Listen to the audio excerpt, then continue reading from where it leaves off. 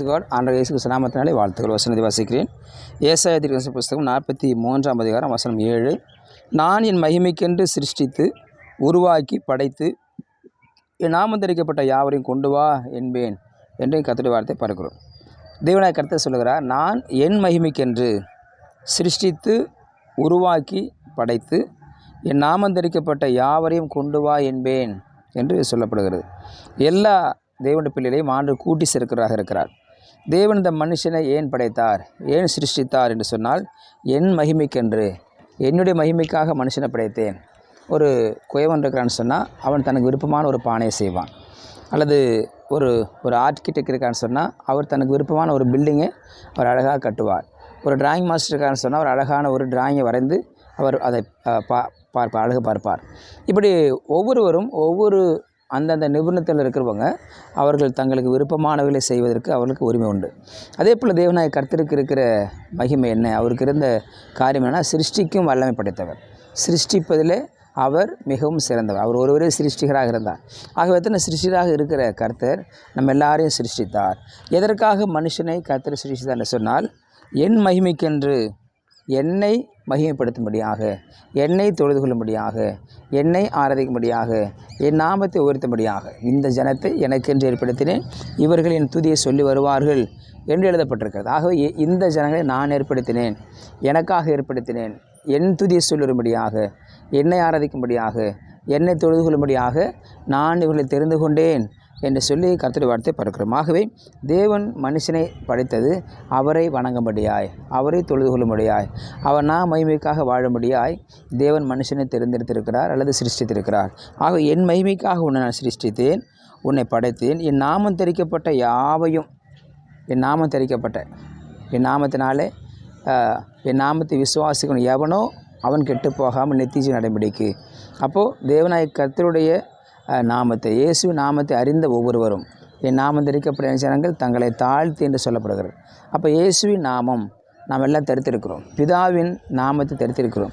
இயேசுவானவர் தான் நமக்கு ஒரு முத்திரை கொடுத்திருக்கிறார். என்றைக்கு ஞானஸ்நானம் பெற்றோமோ அன்றைக்கு நமக்கு ஒரு முத்திரை கொடுக்கப்பட்டிருக்கு, நாமம் தரிக்கப்பட்டிருக்கிறது. நாம் இயேசுவின் நாமத்தை தரித்திருக்கிறோம். ஒவ்வொருத்தரும் ஒரு பிராண்ட் இருக்குது. ஒரு கம்பெனினா ஒரு பிராண்ட் இருக்குது. நோக்கியானா அதுக்கு ஒரு பிராண்ட் இருக்குது. அப்போ ஒன்றுக்கு ஒரு பிராண்ட் இருக்கிறத போல் நமக்கெல்லாம் ஒரு பிராண்ட் என்னென்னு சொன்னால், நாம் இயேசுவின் நாமத்தை தரித்திருக்கிறோம். அதுதான் நமக்கு பிராண்ட். அப்போ இயேசுவின் நாமத்தை தரித்திருக்கிற நமக்கு இயேசுவானவரே நமக்கு மெய்ப்பராக நம்ம நடத்துகிறதாக இருக்கிறார். ஆகவே தான் என் நாமம் தரிக்கப்பட்ட யாவரையும் வா என்பேன், கொண்டு வா என்பேன், கொண்டு வந்து கூட்டி சேர்க்க வா என்பேன். நம்ம லோக்கல் சர்ச்சில் அங்கங்கே இருந்தாலும் யூனிவர்சல் சர்ச் அது பரலோக தேவ சபை, பரலோகத்தின் சபை. ஆங்காங்கே இருக்கிற லோக்கல் சபையெல்லாம் ஒன்று சேர்கிற சபை தான் யூனிவர்சல் சர்ச்னு சொல்லப்படுகிறது. அது உலகளாவிய சபை, உலகளாவிய திருச்சபை. அப்போ தேவனுடைய பிள்ளைகளாகிய நாம் ஆங்காங்கே குட்டி குட்டி சபையாக இருக்கலாம். ஆனால் தேவ நாமம் தரிக்கப்பட்ட எல்லோரையும் கர்த்தர் ஒன்று கூட்டி வர பண்ணுவார். அவர் சீயோனுக்கு வருவார். தேவன் சீயோனுக்கு, இயேசு சீயோனுக்கு வருவார். சீயோனுக்கு வருகிற பொழுது உலகத்தில் இருக்கிற எல்லா ஜனங்களும் எக்காலம் துணிக்கும்னு சொல்லப்பட்டிருக்கு.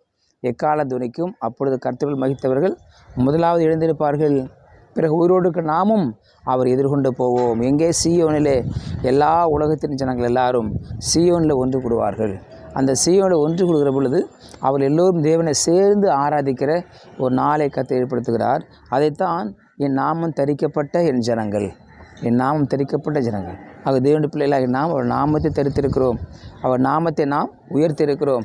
அவர் நாமம் நமக்கு அந்த முத்திரை கொடுக்கப்பட்டிருக்கிறது. அந்த முத்திரை தான் நமக்கு அடையாளமாக இருக்கிறது. அந்த முத்திரை தான் நமக்கு அடையாளம். பேரெல்லாம் ஜீவபுஸ்தகத்தில் எழுதப்பட்டிருக்கிறது உண்மை. அதே நேரத்தில் இந்த பூமியிலே நமக்கு நாமம் தெரிவிக்கப்பட்டிருக்கிறது. இயேசு கிறிஸ்து வந்த பிறகு கைவிடப்பட்ட எல்லோருமே பிசாசு என்ன பண்ணுவான்? முத்திரை குதிப்பான். அவன் என்ன முத்திரை குதிப்பான்னு சொன்னால் 666 முத்திரை குத்துவான். இயேசு ஏற்றுக்கொள்ளாதவர்கள் கைவிடப்பட்ட எல்லோருக்குமே அந்த முத்திரை இருக்கும். அது அவன் நாமம், அது சாத்தானுடைய நாமம், அது பிசாசின் நாமம்.